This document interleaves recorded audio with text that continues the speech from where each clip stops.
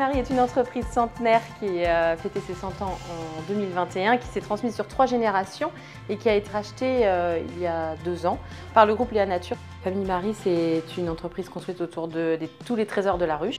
Donc notre cœur d'activité, historiquement, c'est la vente aux particuliers, mais nous avons aussi une activité grandissant sur le négoce, la distribution auprès des professionnels. On a lancé un projet vraiment de refonte de notre système d'information et on a ensuite lancé en fait un appel d'offres auquel TGS France a répondu de manière extrêmement circonstanciée et détaillée. C'est aussi ce qui nous a plu. Ce qui a pesé un peu dans la balance aussi, c'est le fait que le pôle informatique de TGS n'est pas trop loin.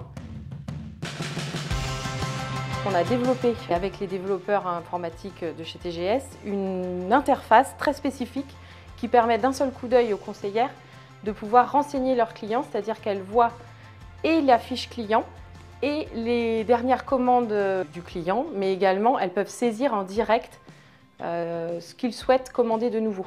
Tout ça sur une seule interface. L'autre particularité, c'est qu'il nous fallait aussi un générateur d'offres assez puissant pour pouvoir continuer à servir nos clients de manière extrêmement personnalisée. Ça, c'est une des particularités chez Famille Marie. Donc il était nécessaire de s'appuyer sur un outil qui est finalement un standard du marché, puisque c'est Generix Sales Marketing, qui est reconnu aussi pour cette capacité à générer et calculer des offres très facilement.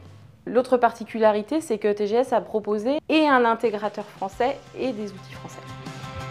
Il y a une phase de planification de cadrage qui prend le temps de réfléchir à la façon dont on va travailler ensemble et sur quelle période. Il y a une phase d'analyse approfondie, d'analyse qualité en fait pour chaque métier où les consultants TGS et les utilisateurs clés apprennent à se connaître et à bien exprimer leurs besoins pour pouvoir faire le distinguo entre ce qui existe en standard et ce qui va devoir être développé spécifiquement.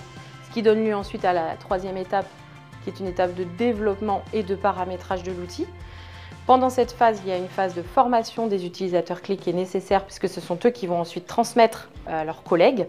Ensuite vient une 4e étape qui est une étape extrêmement importante qui est l'étape de la recette transverse où on va venir travailler avec les consultants mais en groupe.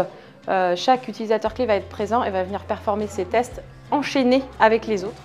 Donc chez nous, on a fait 3 bascules à blanc avant de faire la bascule définitive en présence de TGS. Donc ensuite, il y a la bascule. On est en live, on est en vrai. C'est un bilan plutôt positif. Pour moi, c'est un projet qui était un succès. Là, maintenant, on a 2 ans de recul. Durant ces 2 années, on a conservé des relations assez étroites avec TGS, que ce soit pour la chefferie de projet, les développeurs, les utilisateurs clés aussi qui sont restés les mêmes chez nous. Donc ça, c'est vrai que ça aide en fin de projet.